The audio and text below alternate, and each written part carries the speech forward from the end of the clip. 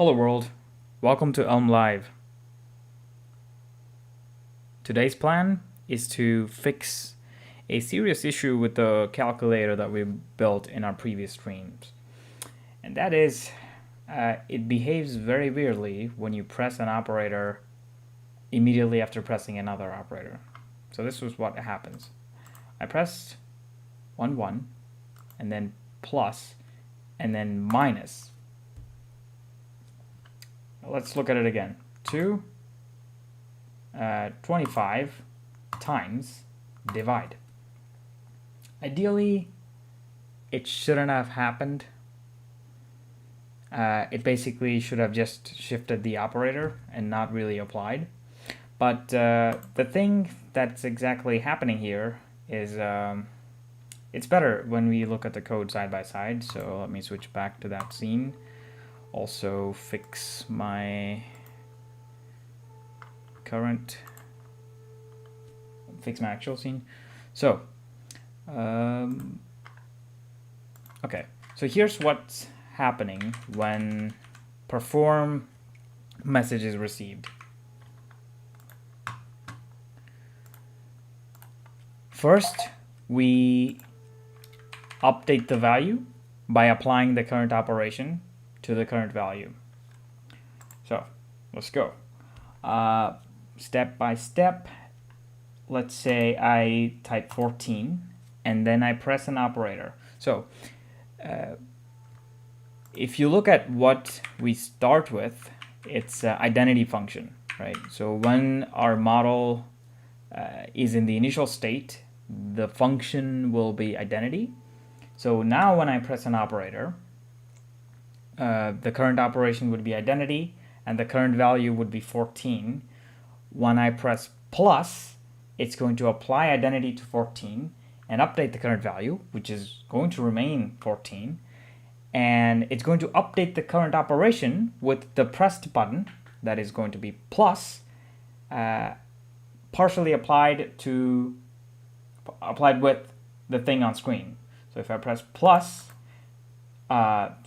so 14 plus,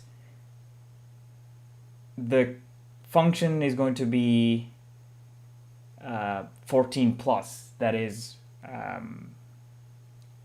for the next number, it's going to add 14. And now when I press another operator, the current operation is plus 14. When I press another operator, it's going to evaluate that with the thing on screen, which is also 14. So 14 plus 14 is going to be 28. Right now, on screen there is 28, and the current operation would be 28. So now pressing another operator should basically subtract the number from itself, which is going to be a 0. And as we expect, that's what's happening.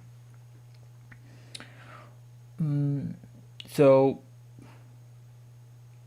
partly not related to that, I also want the effect that when an operator is pressed, I want it to stay in this active state, right? And also, I want only one of those operators to be pressed at a time. So we already have an HTML element that does it. Those are called radio buttons. So let's start with that and go about this problem. It might not directly solve the problem, but I'll try to do that first. Okay, so let's try to add some elements, test how they are going to work out. Input and type is going to be a radio and nothing as children, because input doesn't take any children, right? So now, do I have an error? Nope. Okay.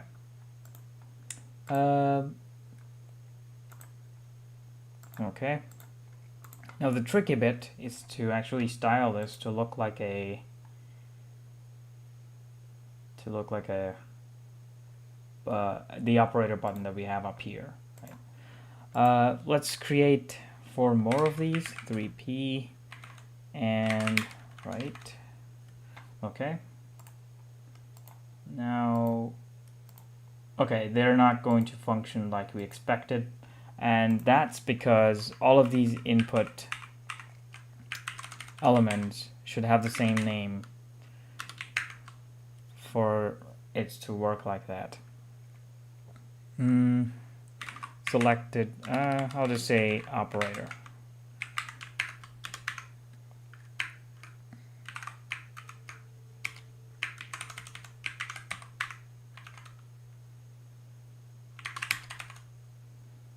Name error. Okay, name is an attribute. I'll have to import that, exposing name. Sorry, not event, attributes. Okay, build succeeded. Now let's see. Yep, there we go.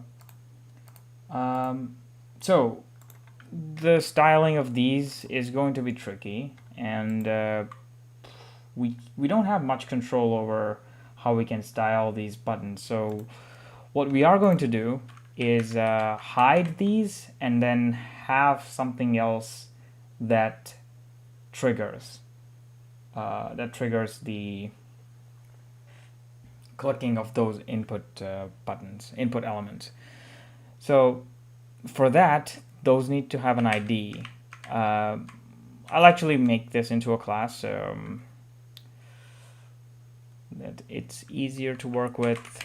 Let's say, I'll say view operator button, and it's going to be, let's copy this over.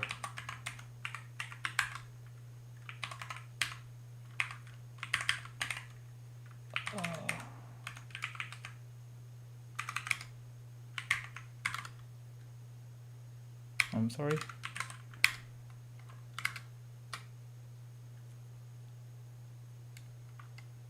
Hello, SEO Chua. Welcome. Okay. So I'm gonna take everything off here. View operator button, missing type annotation. Okay, add inferred annotation. Okay. Is it going to work? Yes, it is going to work. And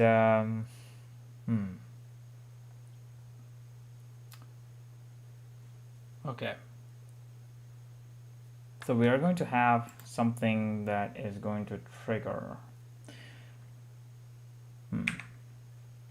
Let's create a div and as it's tiled, I'm going to create one input and then another label. This is generally how it goes for forms. So let's check this out. So if I say text of press,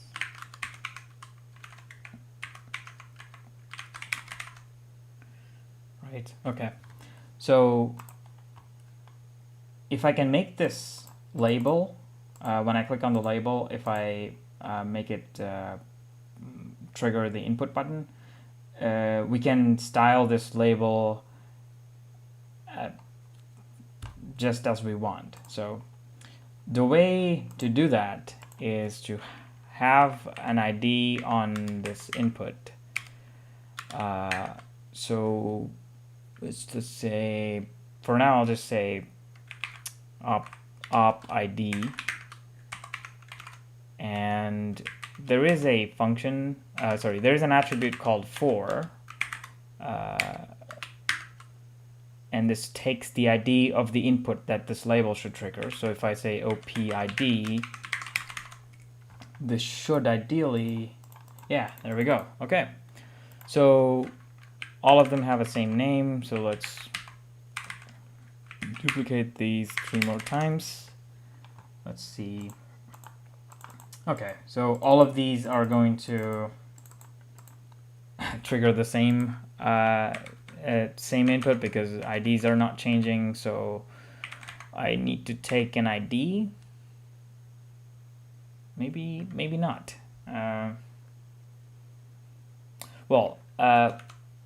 When these are clicked, when that input is clicked, I want to fire a message, and that message is going to be this here, right? So we're going to perform, that's for sure. So I think I'm going to pass that. So I'm going to pass add, and then just copy.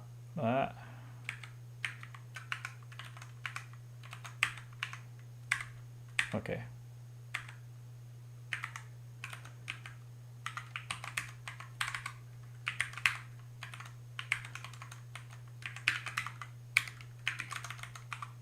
Copy this.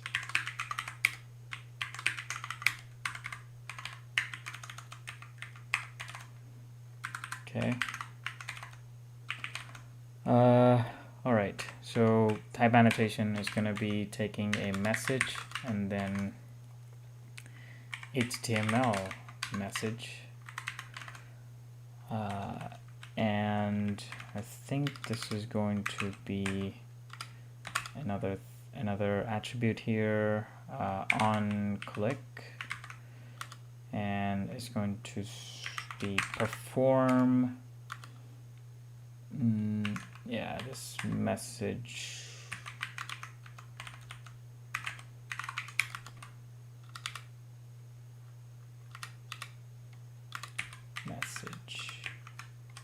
Yeah. I think does this have a problem? It does have a problem. What is the problem? But perform needs the first argument to be OP. Okay. So it's gonna take OP, and then OP, and then message OP. Okay. And ID needs to be also based on that.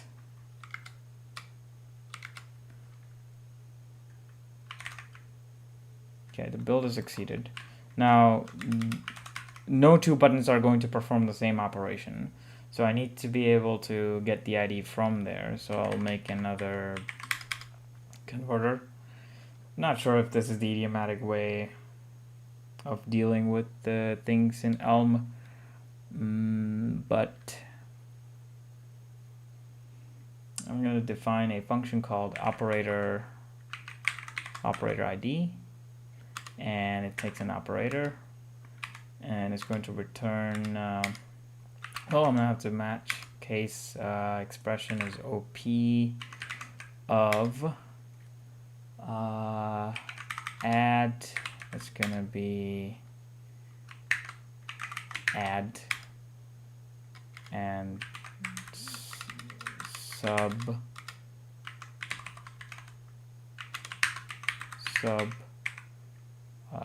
mul,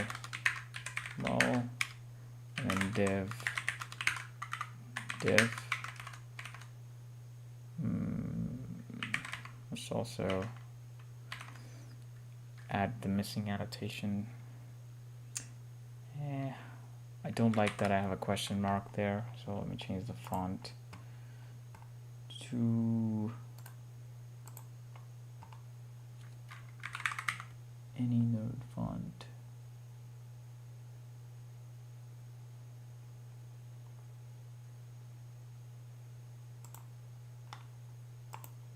Yeah. Okay.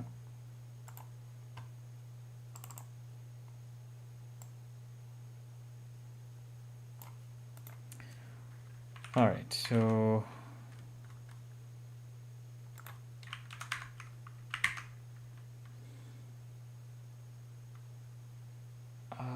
Elm format.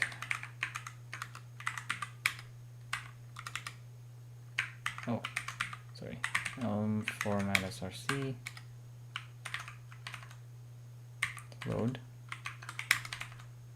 Okay, build succeeded.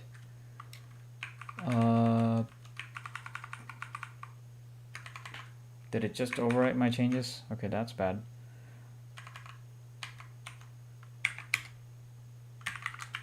Wait.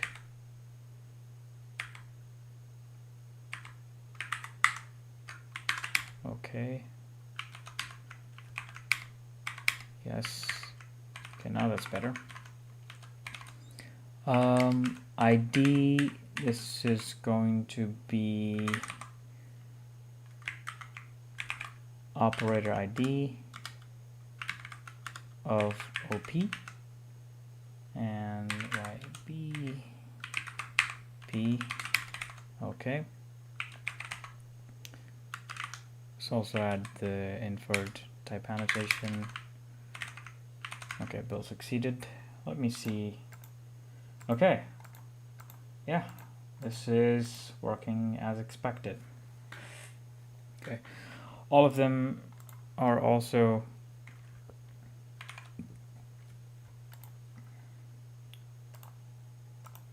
going to be independently operated. Okay. Now, the first thing I'll need is to hide those ugly looking default buttons.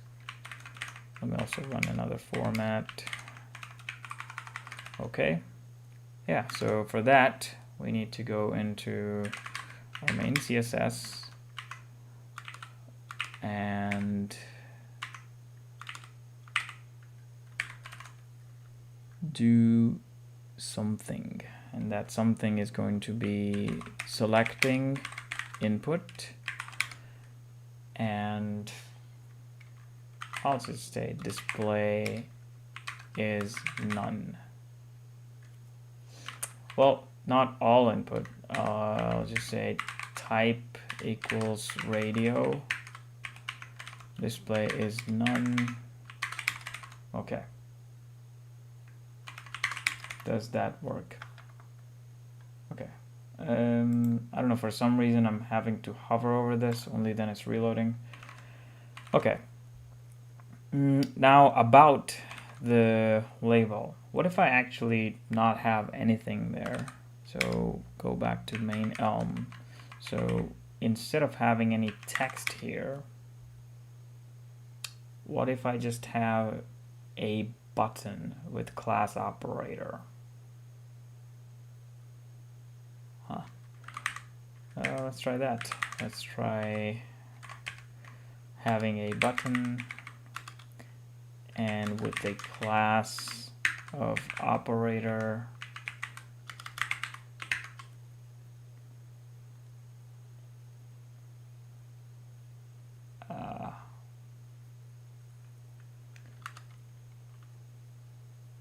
Class operator and then text. So now I'll just have a plus everywhere. Okay.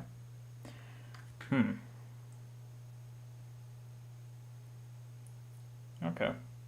This is almost what we want.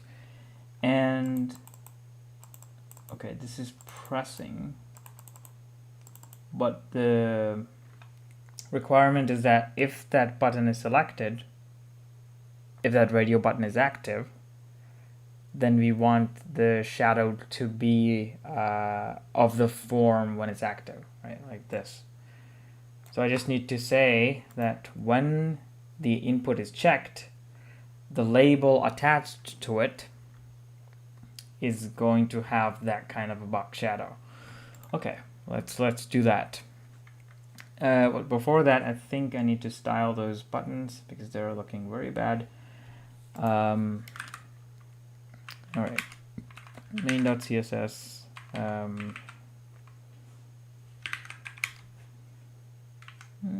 I guess I can style it in this one directly.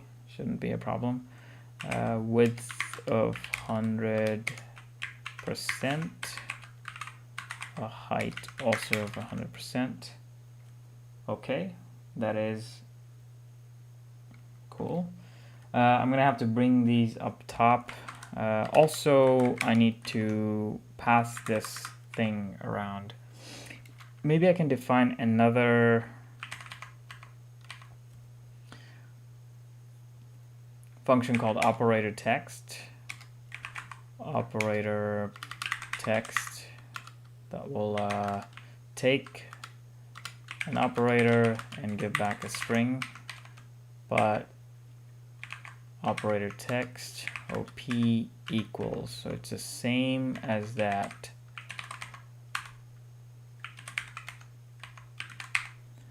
But in this case, it's going to be a plus, it's going to be a minus, and I need to pick those things. So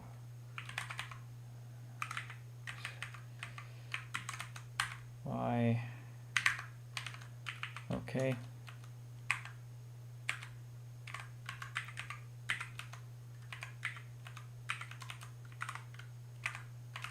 Okay, and plus this is going to be operator text, actually operator text. I know I need to rename that. Operator text of OP.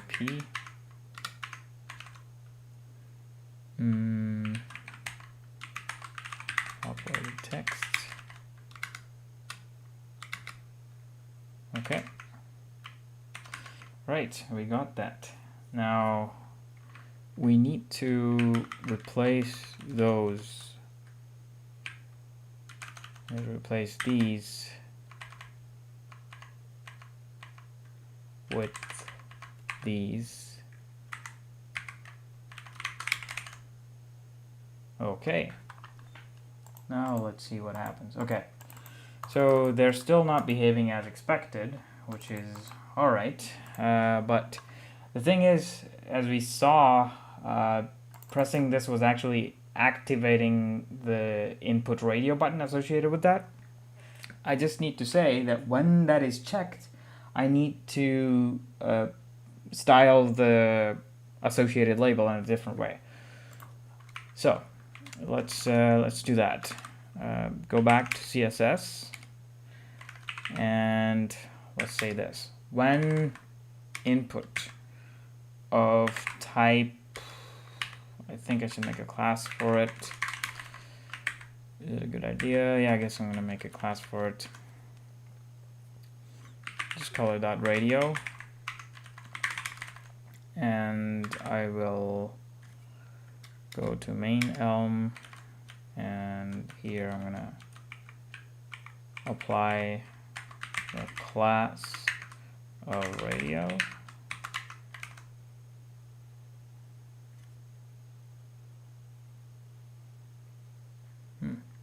No definition of OP. I don't know why it said that. Okay. Class radio.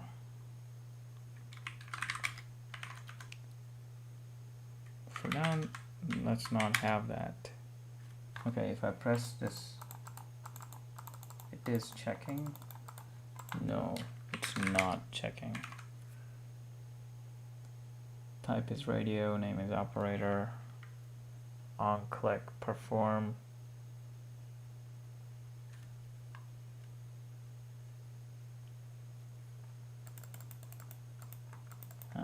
This is very weird.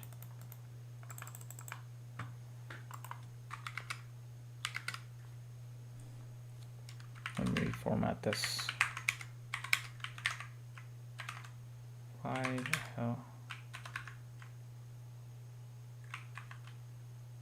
Processing file. Is it even formatting that? This cannot be undone. Okay.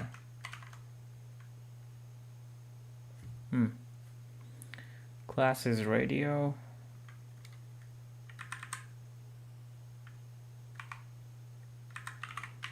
Maybe make an operator radio.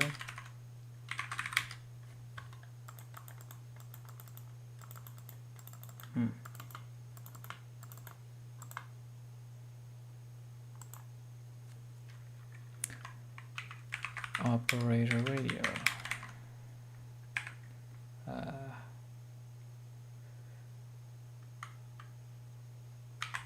Display is none.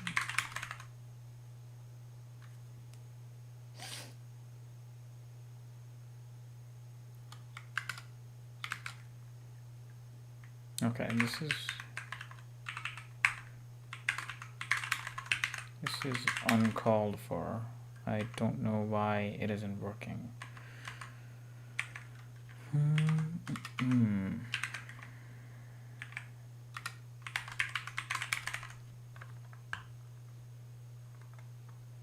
Okay. Oh, so when I click on the label, it is not working. Okay, maybe it's time to inspect operator label for add. For add. Okay. When I press this, it isn't working. But why is that?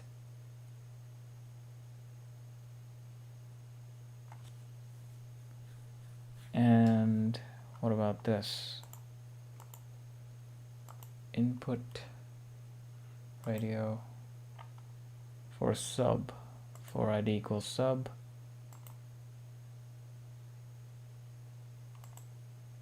Oh, I think I'm pressing on the button. That's why. Okay, so I don't think it's going to work like that. All right, so let's actually get rid of the button. Let's keep the text actually. So, and VISP. Okay. What if I do this? Okay. Now, actually, you know what? Let's comment this so we know that it's working.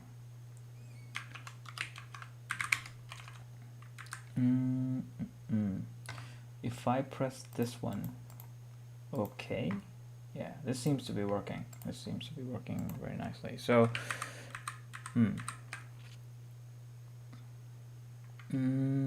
yeah, now here I'm gonna apply a class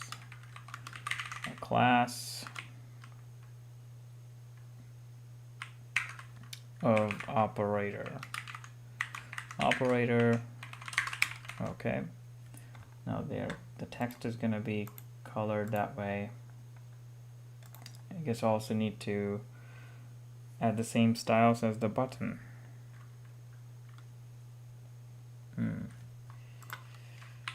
Maybe.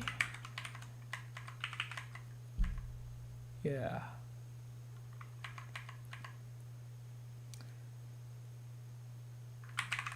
Call this, copy this .btn, and I'm gonna apply the class btn also to this. That is how. Okay. All right.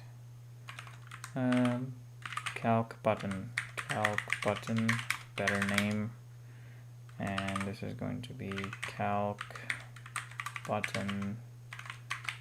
Is that how it was? Yeah, okay. And all of these, I think I'm gonna take this style off. Yeah. And then I'm gonna apply a class of calc button to all of them. So there's gonna be calc button. Okay. Basically apply to all of these calc button comma. Yep. Oh, so I just need to yank 2 comma button, paste, and paste here. All right. Okay.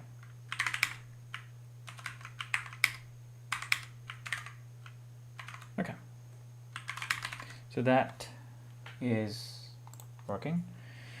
Calc button. Also width of 100%.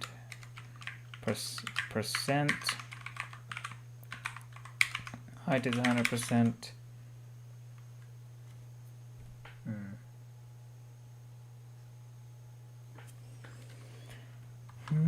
If I press this and then press this, okay. Now I just need them to take all of the space.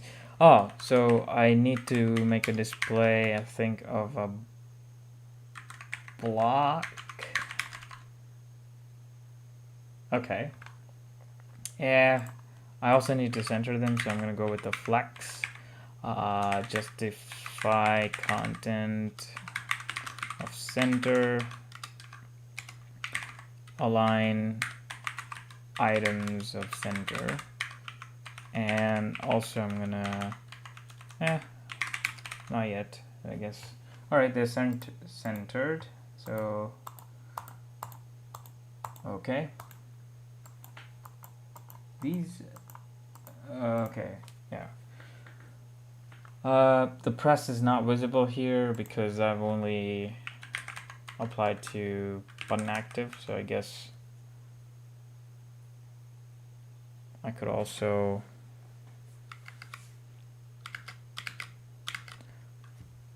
make this into .calc button. Yeah, I guess it's better to do this at calc button. Calc button, right? Now, yeah. The next challenge is to have these in that pressed state when that input is checked. So the way to do that is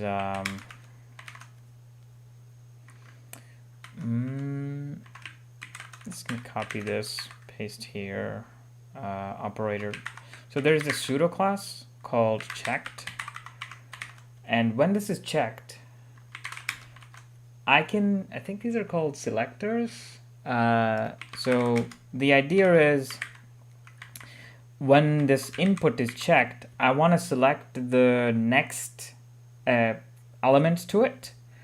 So the way I do that is with the combinator selectors. I don't know, but I can say when this is checked, select the next, the element that's coming next to it. And it's going to be a label. Yeah, it's going to be a calc button, so I could say multiple things. I could also say operator. So when this is checked, I think I'm just gonna say that color is going to be red. Right. Yeah, so you can see that color is red, right? Yeah. Maybe yellow would be clearer. Okay, so we don't want this. Instead, we want them to actually stay in that place. So to stay in that place, we just need to copy the thing here, paste here, and we should be good. Right. And I think we're good to hide the actual input element. Okay, yeah, that seems to be working nicely. Oh, this is very weird.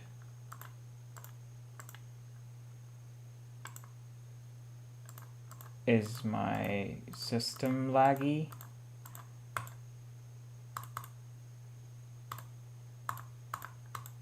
I don't know what's happening. Shouldn't be that case. I don't know why there's this weird delay.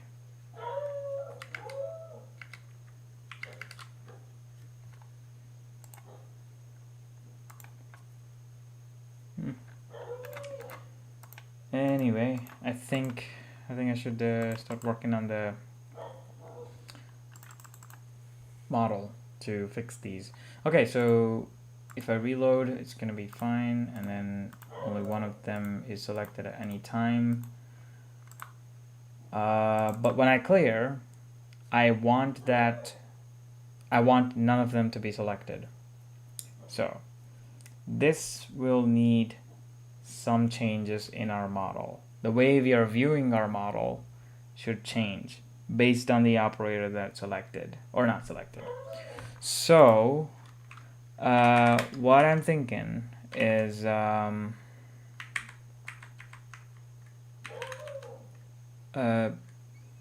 instead of having the current operator as a float to float, what if we actually let's not change what's already there, but I think I'm gonna have a selected operation, and this is going to be OP. But there can be a possibility that none of them is selected, so I'm gonna do it a maybe of OP, right? So now I'm gonna have some problems here. I think at this point I should make this into a record. That's okay. So the next, I also need to specify what is the initial state. Initial state is gonna be nothing. Do I have any problem? Nothing. I don't have a problem. So when I select an operator,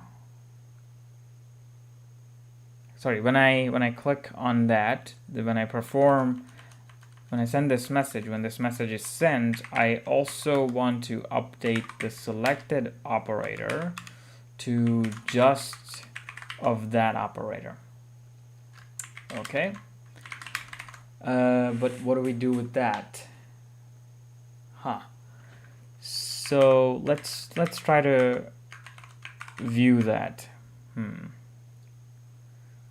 Now I'm seeing that I need to also pass in another argument here, which is going to be the current OP, so selected OP, sorry, and it's going to be a maybe operation, and then the operation selected, how do you say selected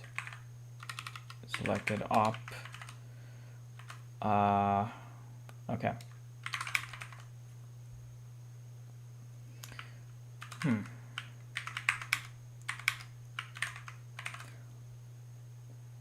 Now, for these radio inputs, there is another attribute called checked,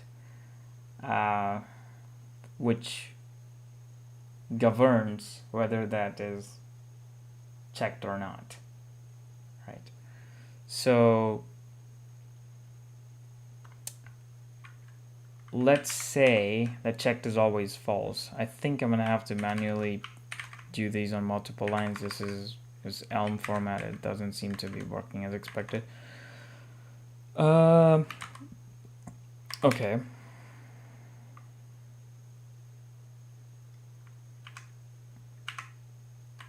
I don't know why there's a lag. Okay, so this is going to be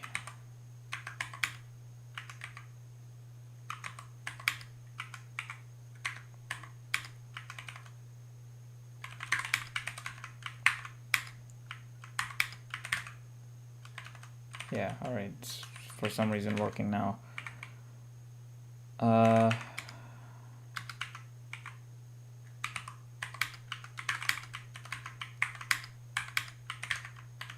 Okay, I think this is a bit better. I forgot what I was going to do. On-click perform.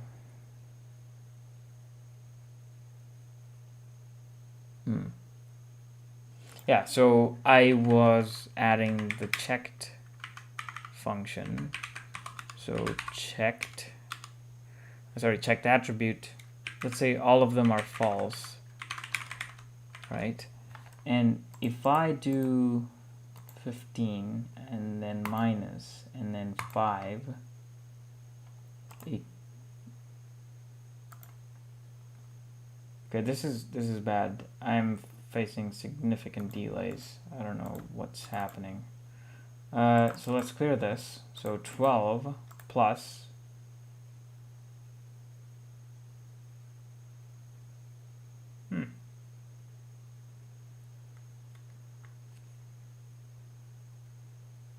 yeah, I'm redrawing that. Okay, I'm redrawing that.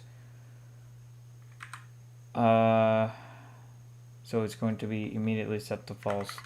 Let's not do this. Reload this and then okay. So if I do, yeah, this is yeah. Let's see if it's working. 12 cancel. I'll have to reload. 12 plus 8 equals, right? Clear. Alright, so clear is not going to reset this. So I'll have to check. So this checked. When will this be true? If the current operation is equal to selected OP, this is going to be true. But I can't directly say that OP equals selected OP. And that is because selected operation is a maybe. So I'll have to go inside the maybe, get the operator out, and compare them. So I can do that by saying maybe. Yeah, so I'll just say selected OP, and I want to apply maybe dot map, and this is going to take a function whose first argument is going to be the thing inside the maybe. So that's going to be selected cell OP. I can just do equals. Yeah, I can just partially apply equals with the OP, I think. Yeah, so this is still not going to work because what's let me also show what happens there. So let's say I have a maybe of just 5, right? And if I maybe dot map of equals 4, like this, it's going to give me back. It's going to give me back another maybe, which will evaluate to this function applied to the thing inside. So equals 4 and 5, is that true? No. So I'm going to get back a maybe of false.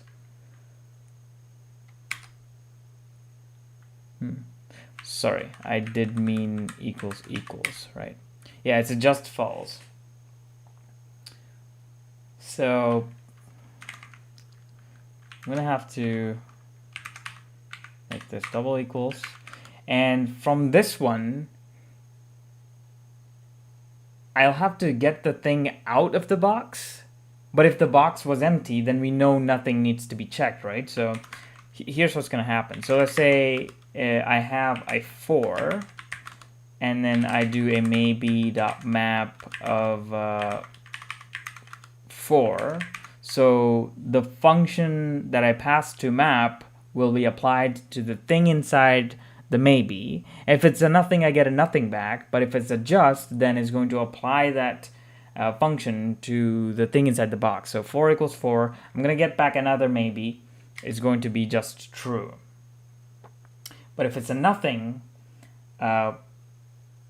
we get a nothing back. So I can do the same thing, but in this case, I can say nothing. So nothing's going to happen in this case. Okay. I realize I'm also repeating myself. So by default, if it's nothing, we want a false. So we try to get the evaluation of that equals operator. But if it's nothing, we know it's a false. So there is a convenient function called maybe dot with default, which takes a default value that we want to get back if the box is empty. So that's going to be false in our case. Okay. It's still going to cause a problem. Huh. I was expecting to see a closing square bracket before this. Why is that? I don't know. I think it's because of this. Right. Okay. So now if I do 12 and then plus, okay, 8 equals 20, but if I press C, it's going to clear, right? Okay, that is cool. Let me see what happens at eval. Eval. What are we doing at eval? We're updating the model, and I think I'll also need to set the... It would make sense to have init and just update the current value, I think. This could work. Let's do format. Okay. So now if I do 12 times 8 equals. Yes, that does work. I don't know, for some reason this isn't behaving as I expected to. No idea. Okay.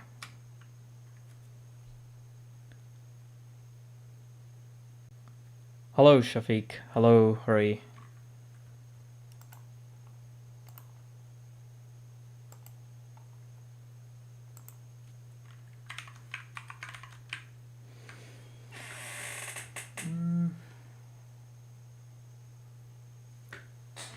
I did explain the serious issue at the start, so you could try to look back.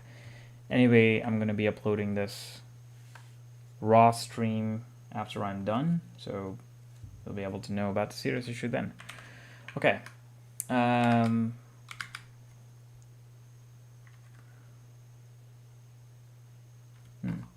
that issue equals there, but if I do 15 plus and then minus, that issue is still there. So my evaluation strategy should change. We don't want to update the string. Sorry, we don't want to update the value if there is nothing typed in by the user. So how do we detect that? When I press it, I remember that I clear this thing. So if this is clear, it means that the user hasn't typed anything. So in that case, I should not apply the current operation to it. Right. Okay. So I'll have to do if string.isEmpty of model.currentValue string, then I know that I shouldn't update the value. So I'm just going to return model.currentValue, right? And here updated value equals, right? Else I am going to update the value by applying the current operation to it. Okay.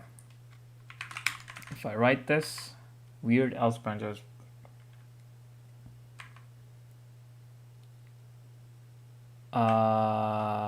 Indentation problem. Yeah, I guess it's an indentation problem. All right, so if I do 12 and then plus and then minus times 12 times 5 equals, yeah, I think this solves the problem. Okay. But we need to do a very important thing, which is formatting. Okay. Yeah. This seems to be solving the problem, but I'm still not happy. I think I'm storing some redundant information that I want to get rid of. So 12 plus minus plus minus times 9 minus. It didn't solve the problem. I think something very weird happened there. So I do clear and then 12 plus times 9. Oh, there was nothing weird. It was just 12 times 9 is 108. Yeah, something weird happened in my brain. Okay. 12 times 9, 108. Minus 100 equals. Okay, that seems to be working.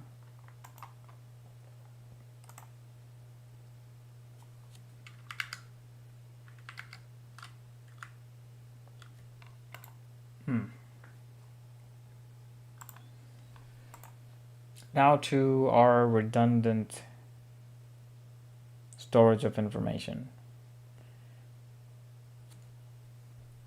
Instead of operating, okay, I think I'll just need to store the previous value.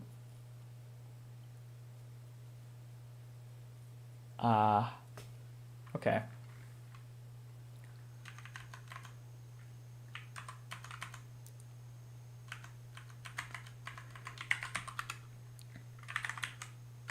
Previous, I'll just, yeah, previous operand. This is going to be a float.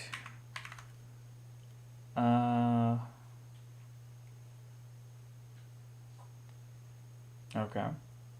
So whenever I'm clearing out the string, I need to store that value. Okay. And that happens in perform, right? And I'm going to update the previous operand to be model.currentValue. Model.currentValue. Okay, current value is going to be updated. The previous operand is going to be there, right? And the way I calculate the new, the updated value, if the string is not empty, is by getting the selected operation. Okay. How am I going to do that? Selected operation is a maybe. When can that be a nothing?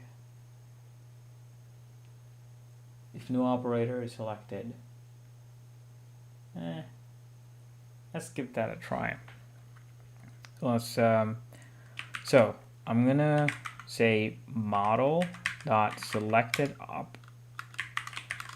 and I'm gonna do maybe, yeah, the same trick as before, maybe.map. So here I'm gonna apply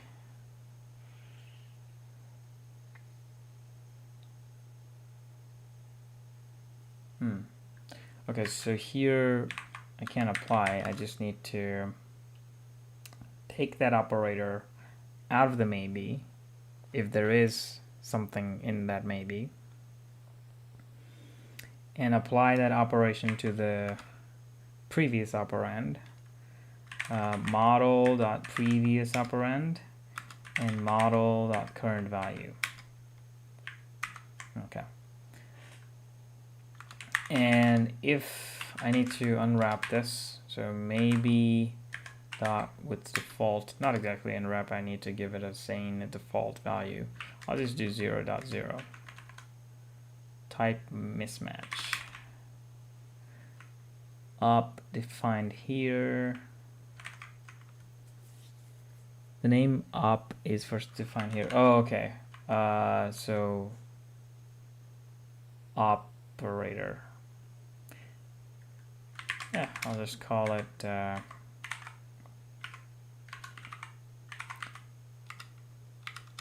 chosen op, for the lack of a better word.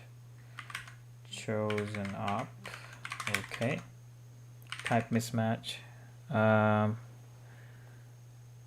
This model call produces float to model. Okay, I'm gonna have to update that as well. Init. Yeah, it's getting big, so it's better to actually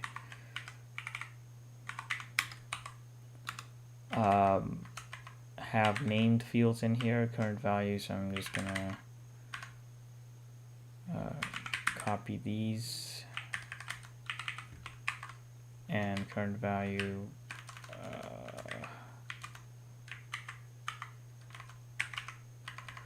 Okay, inside these brackets, I want to substitute all of these to with equals, and it's not going to be a float. Current value is going to be 0, 0.0. Value string is going to be nothing. Current operation is going to be identity. Selected operation is going to be nothing, and previous operand.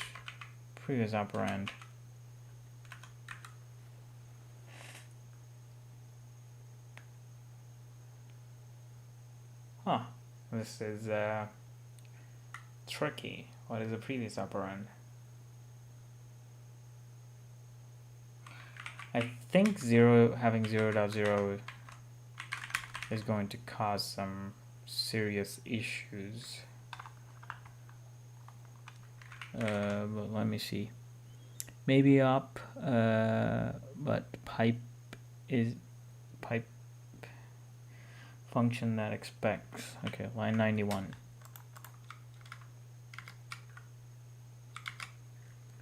Line 91. Model that selected OP. Pipe it to maybe .map. Is format going to help me? What the hell?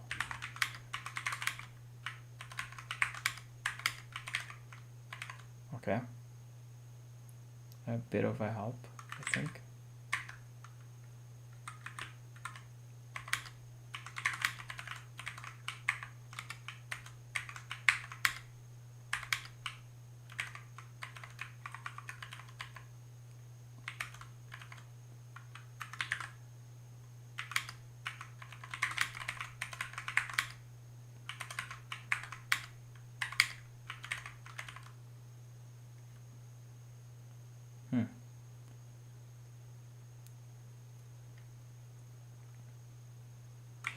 Oh, okay. So this needs to be actually to function, because I'm gonna be storing the actual operator enum. Okay, so maybe that works.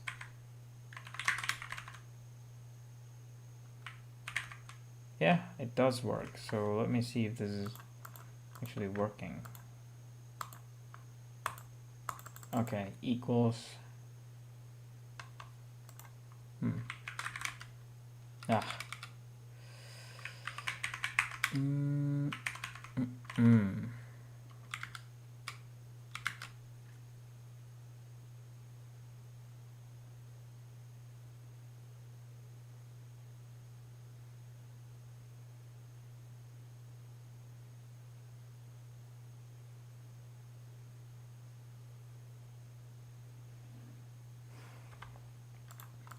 12 plus 8 minus 7 times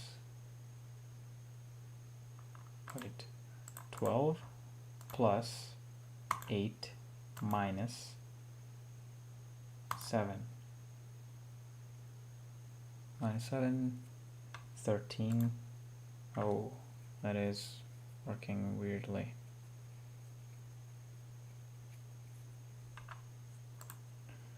Let's do 1 plus 1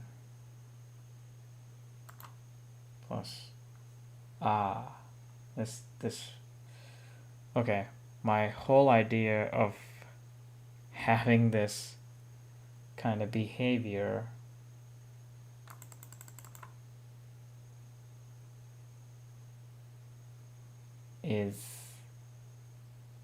could be dumb. It could be really dumb. Because now if I do 1 plus 1, oh, so when I do 1 plus, okay, first of all, that's not working. 1 plus, and then if I want to plus again,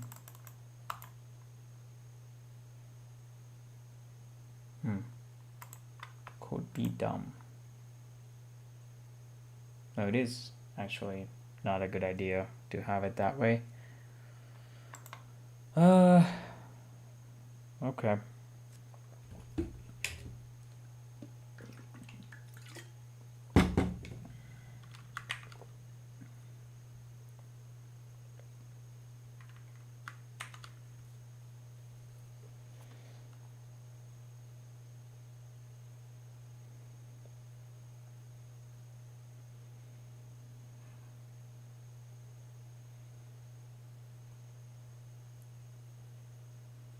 Well,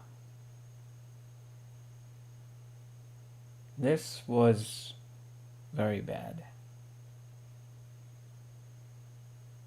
I might have to restore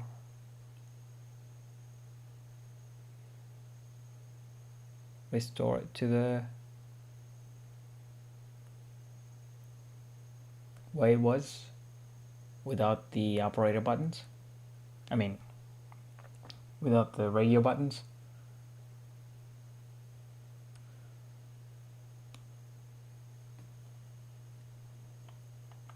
Yeah, I'll probably upload a pre-recorded one of this because this is getting too big and I'm feeling very blank about this. So anyway, thanks for joining me. I'll catch you guys in the next one.